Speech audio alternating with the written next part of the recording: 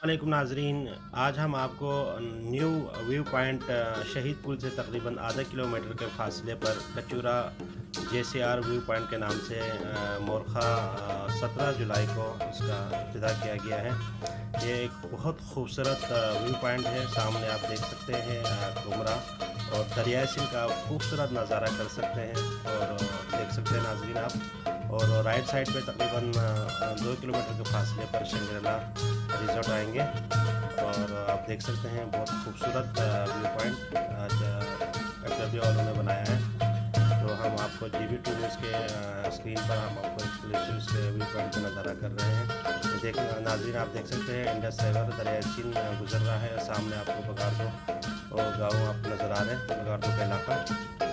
तो नाज़रीन आप देख सकते हैं ये कमरा आपको नज़र आ रहे हैं दरिया सिंध के खूबसूरत view point resorts of the road.